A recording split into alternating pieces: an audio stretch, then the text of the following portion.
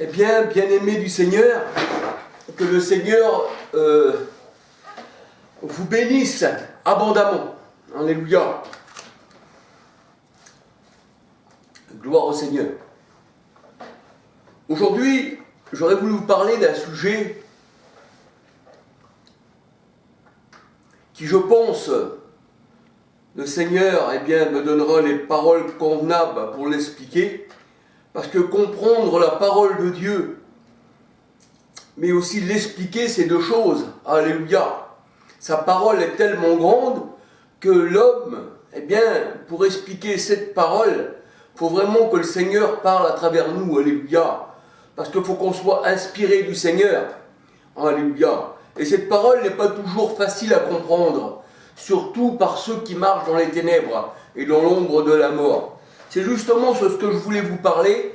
Je voulais vous parler des ténèbres, je voulais vous parler de l'ombre, et je voulais vous parler aussi de la lumière. Alléluia.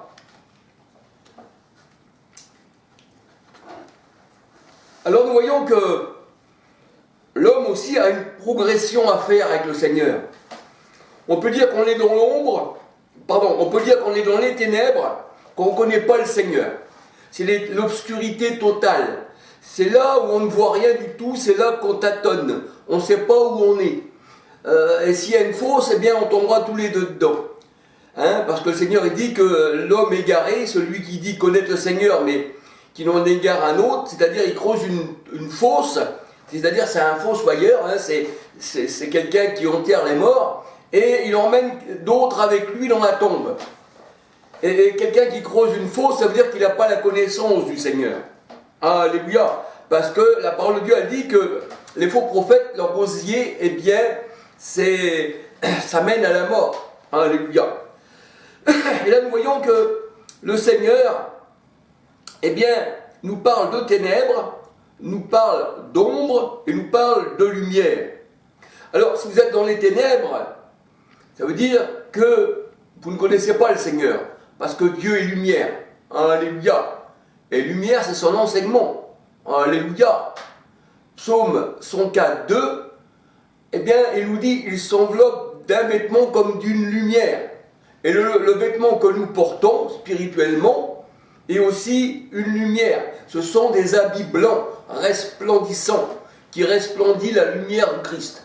Parce qu'on a revêtu Christ comme d'un vêtement. Alléluia. Dans Galates 3, 27 à 29. Alléluia. Alors on peut dire qu'il y a une progression à faire. On peut sortir des ténèbres. L'homme, il essaye par son moyen, mais il n'y arrive pas. Il est dans les ténèbres. Et par son moyen, s'il n'a pas la lumière qui est Christ, s'il n'a pas cette lampe, s'il n'a pas ce flambeau, il restera toujours ténèbres. On ne peut pas être éclairé de nous-mêmes. Il faut que l'Éternel, notre lumière, nous éclaire. Alors on voit qu'il y en a qui sont dans les ténèbres, il y en a aussi qui sont dans l'ombre, l'ombre de la mort. Et l'ombre, dans la parole de Dieu, c'est la loi.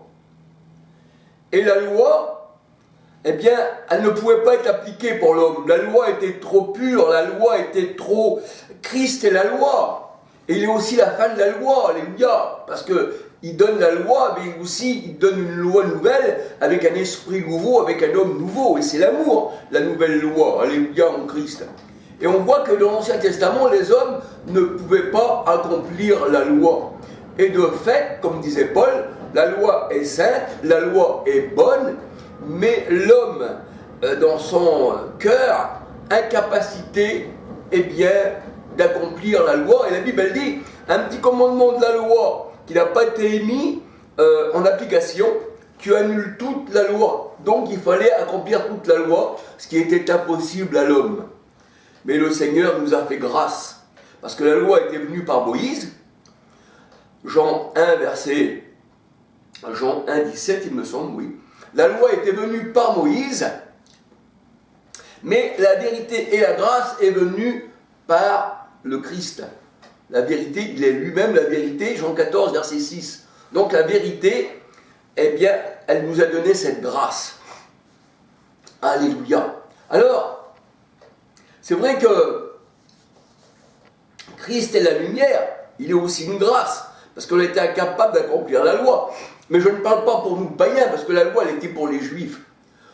La loi était pour les juifs. Romains 3, 19, 20, 21. Nous, païens, c'est le péché d'Adam qui nous avait atteints. C'est ce que nous allons voir dans la parole de Dieu, alléluia. Donc, nous voyons que l'ombre, c'était la loi, c'était les prophètes, alléluia. Et on va voir que l'ombre, eh bien, malgré que ça soit l'ombre, et pourtant, là, on pourrait dire l'ombre n'est pas la lumière, mais si, l'ombre, c'était aussi Christ. Parce que c'était la loi et les prophètes, et le Seigneur Jésus-Christ disait que les prophètes avaient l'esprit du Christ. Je crois que c'est dans 1 Pierre 1,19, un truc comme ça, et qui parlait par l'esprit du Christ. Mais c'était aussi, eh bien, l'ombre, c'était la loi, c'était les prophètes. Alléluia.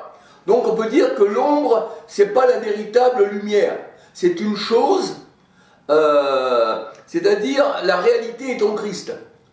La loi, c'était l'ombre, mais qui aussi était la loi de l'Éternel, et qui la loi de l'Éternel est l'Éternel lui-même. Donc c'était l'ombre. On peut dire que Dieu aussi peut être l'ombre. Alléluia. Mais il peut être aussi la lumière. Alléluia. Mais il peut être aussi les ténèbres. Alléluia. Donc on peut dire que Dieu peut tout, et il est tout, et c'est lui qui met l'homme dans les ténèbres, qu'il met dans l'ombre, et aussi qui lui donne sa lumière. Mais c'est grand. J'espère que je m'exprime bien de la part du Seigneur, parce que ces choses-là sont difficiles. Alléluia. Pour quelqu'un, je ne suis qu'un homme, en vérité. J'essaye de vous expliquer ce que le Seigneur met dans mon cœur. Et puis je pense que les brebis du Seigneur entendent la voix spirituelle du Seigneur et la comprennent. Sinon, j'aurais parlé en vain. Alléluia.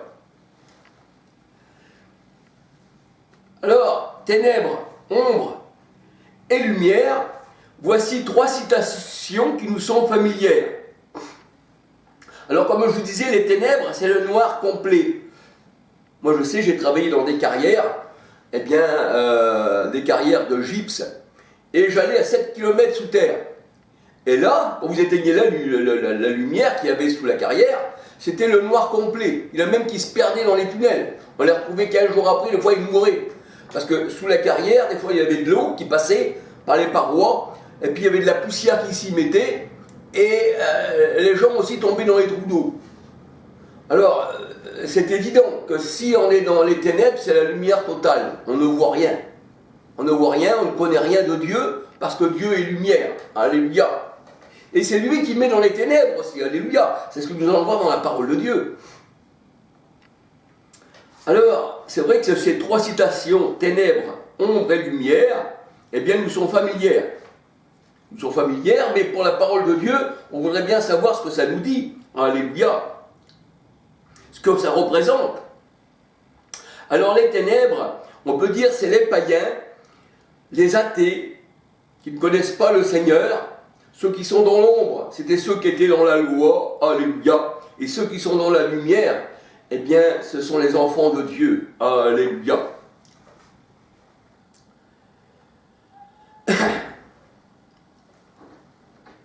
Et ici on peut dire que ce sont 3 étapes, 3 étapes.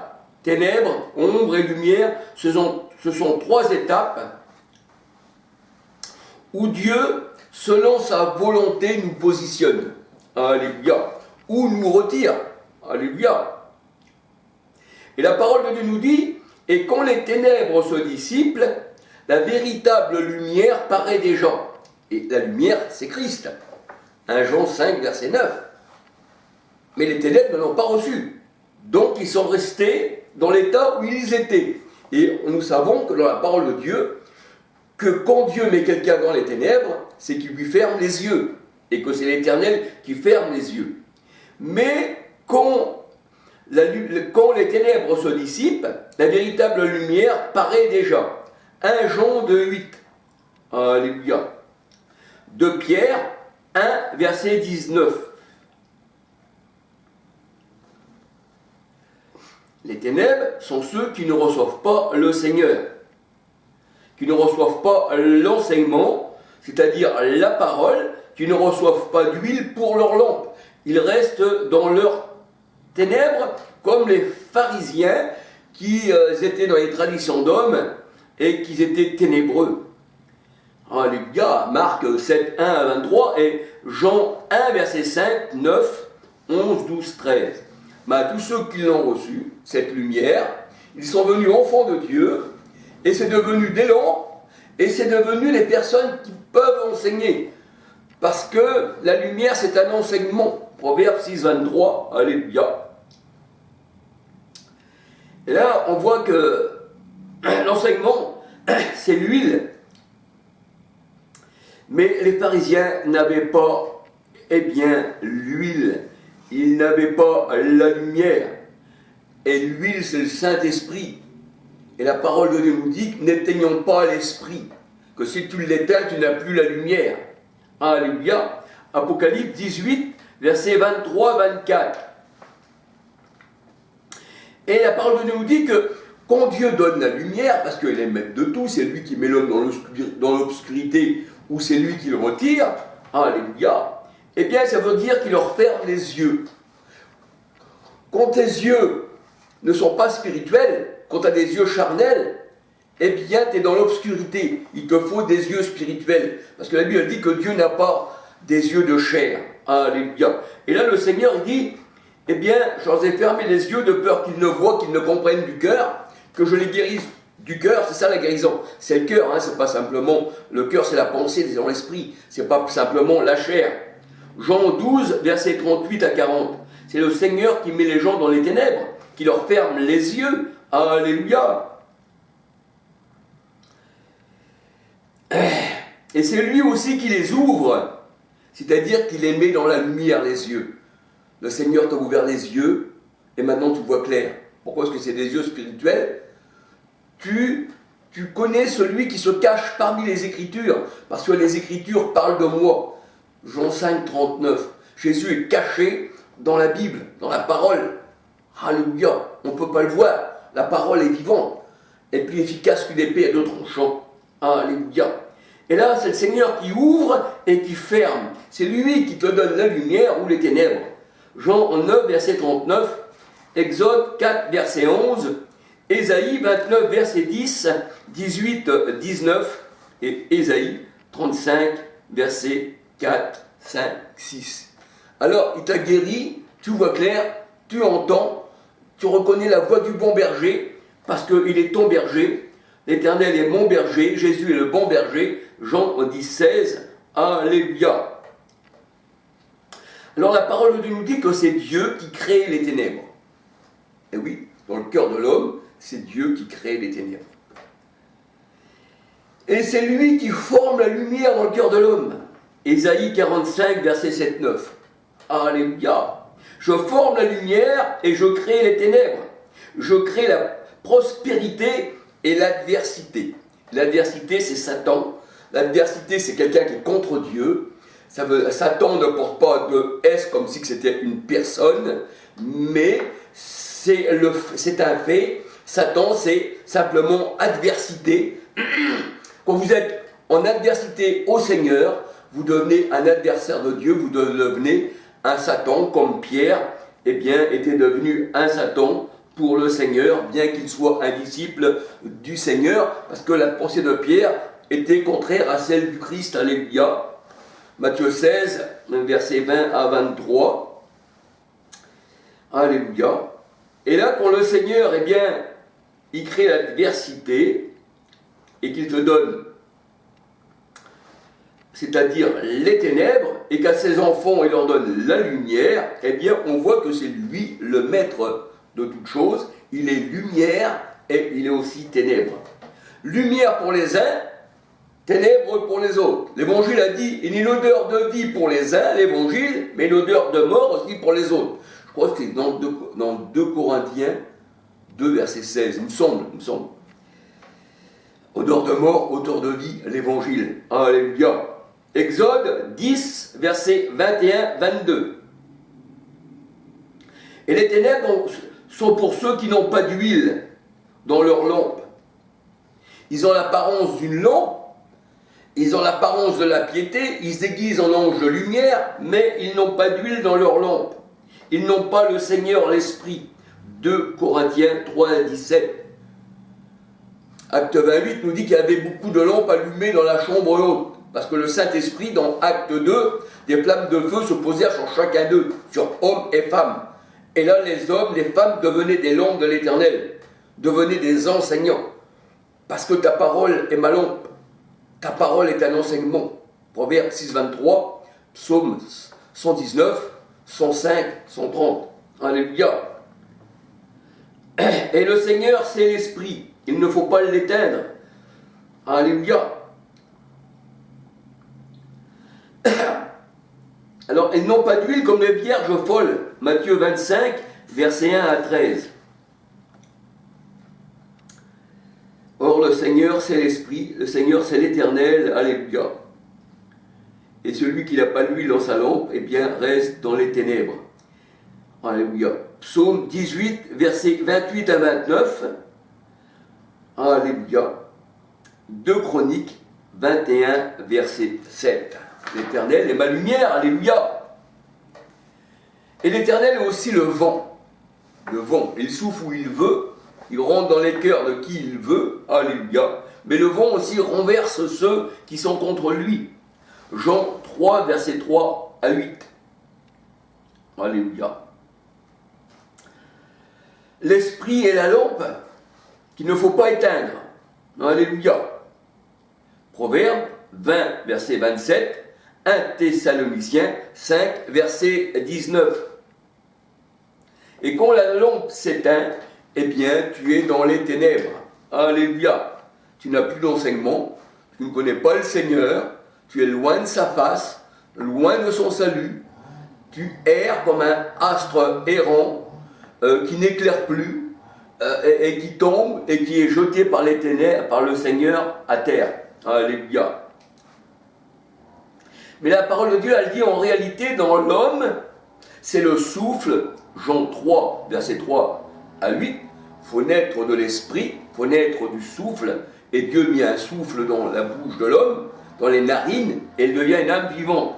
Mais en réalité, dans l'homme, le souffle du Tout-Puissant, c'est lui qui donne l'intelligence spirituelle, l'intelligence de Dieu. Ce n'est pas l'âge qui fait la personne, qui fait comprendre le Seigneur, mais c'est Dieu qui donne l'intelligence, aussi bien au vieillard, aussi bien qu'au jeune homme. Alléluia. C'est la lampe de l'Éternel.